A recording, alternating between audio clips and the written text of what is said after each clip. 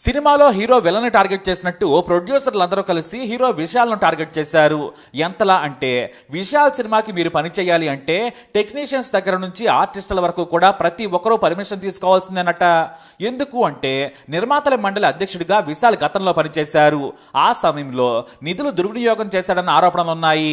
ఇకపై విశాల్తో ఎవరు సినిమా చేయాలన్నా కూడా అనుమతి తీసుకోవాల్సిందేనని తమిళ నిర్మాతల మండలి కండిషన్ పెట్టింది.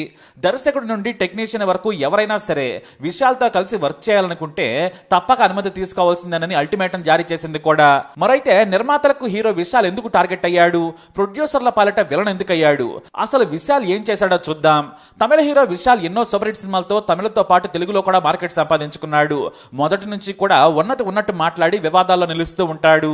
ఇటీవల తమిళనాడులో థియేటర్స్ అన్ని కూడా కొంతమంది చేతుల్లోనే ఉన్నాయని, వాళ్ళు చెప్పినప్పుడే సినిమా రిలీజ్ చేయాలని, సినిమా వాళ్ళందరినీ కూడా వాళ్ళు కంట్రోల్లో ఉంచుతున్నారని, వాళ్ళు మరెవరో కాదు రెడ్ జాయింట్ డిస్ట్రిబ్యూటర్స్ అంటూ ఇంటర్వ్యూలో చెప్పుకొచ్చాడు విశాల్. అయితే ఈ విశాల్ ఆరోపణలు చేసిన రెడ్ జాయింట్ డిస్ట్రిబ్యూటర్స్ సంస్థ తమిళనాడు సీఎం కొడుకు మంత్రి ఉదయనిధి స్టాలిన్ నేతృత్వంలో నడుస్తోంది.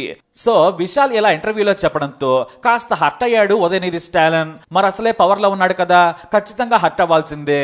ఇక విశాల్ మాటలకు నొచ్చుకున్న ఆయన కావాలనే ఇలా కోలీవుడ్ లో విశాల్ ని ఇబ్బంది పెడుతున్నాడనే టాక్ నడుస్తోంది. అయితే ఇందులో నిజం ఎంతవరకు ఉందో మాత్రం తెలియదు. ఇదిలా ఉంటే 2017 నుంచి 2019 వరకు నిర్మాతల మండలి అధ్యక్షుడిగా విశాల్ పనిచేశాడు. ఆ సమయంలో విశాల్ పెద్ద ఎత్తున నిధులు దుర్వినియోగం చేసినట్లు తమిళ ప్రొడ్యూసర్లు ఆరోపిస్తున్నారు. విశాల్ చేసిన దోపిడీ 1-2 కోట్లు కాదు, ఏకంగా 12 కోట్ల రూపాయలను దారి మళ్లించాడని విశాల్ పై ఆరోపణలు చేస్తున్నారు. అంతేకాదు విశాల్ నడిగర సంఘం అధ్యక్షుడిగా ఉన్నప్పుడు కూడా నిధుల దుర్వినియోగం జరిగిందంటూ తీవ్ర స్థాయిలో విమర్శలు గుప్పిస్తున్నారు. ఈ నేపథ్యంలోనే తమిళ నిర్మాతలందరూ కలిసి విశాల్ సినిమాలో ఎవరు పనిచేయాలన్నా కూడా పర్మిషన్ కంపల్సరీ అన్న రూల్ ను తీసుకొచ్చారు. ఈ అల్టిమేటం పై హీరో విశాల్ సోషల్ మీడియాలో స్పందించాడు. తన ఇన్స్టాగ్రామ్ లో ఓ పోస్ట్ షేర్ చేశాడు. ఇది మీ టీంలోని వ్యక్తి మిస్టర్ కత్తిరేషన్ తో కలిసి సమిష్టిగా తీసుకున్న నిర్ణయమని మీకు తెలియదా?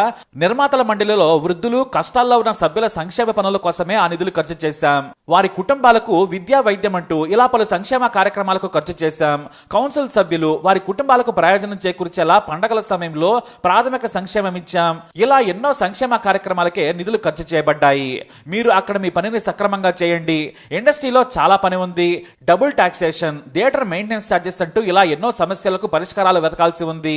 ఇక విశాల్ కంటిన్యూగా సినిమాలు చేస్తూనే ఉంటాడు. కావాలంటే నన్ను ఆపేందుకు ట్రై చేసుకోవచ్చు. నిర్మాతలు అని పిలువబడే ఎప్పటికీ సినిమాలు నిర్మించలేని ప్రొడ్యూసర్స్ మీరు. అసలు అక్కడ సినిమాలు తీసే నిర్మాతలు ఉన్నారా? ఆలోచించండి అంటూ విశాల్ పోస్ట్ చేసుకొచ్చారు. అంటే మొత్తానికి విశాల్ చెప్పేది ఏంటంటే, మీరు ఏం పీక్కోవాలనుకుంటున్నారో పీక్కోండి, నేను మాత్రం నా సినిమాలు ఆపను, అవి రిలీజ్ కూడా చేసి తీరుతాను అంటున్నాడు. ఇక మొదటి నుంచి కూడా విశాల్ దుందుడుగానే ఉంటాడు. ప్రస్తుతం స్వీయ దర్శకత్వంలో డిటెక్టివ్ 2 తీస్తున్నాడు. వాస్తవానికి ఇది మిస్కిన్ తీయాలి. అయితే అతనితో గొడవలు వచ్చాయి. అతను ఎప్పుడో వెళ్లిపోయాడు. అక్కడ నుంచి ఈ సినిమా ట్రాక్ తప్పింది. కానీ సగం తీసిన ఆ సినిమాని ఇప్పుడు స్వీయ దర్శకత్వంలో డిటెక్టివ్ 2గా విశాల్ తీస్తున్నాడు. ఇక విశాల్ కి సపోర్ట్ చేసేవారు కూడా చాలా మందే ఉన్నారు. ఫ్యాన్స్ అయితే ఓ రేంజ్ లో నిర్మాతల మండలిపై విరుచుకుపడుతూ ఉన్నారు. మరి ఇష్యూ ఇంకెంత దూరం వెళ్తుందో చూడాలి.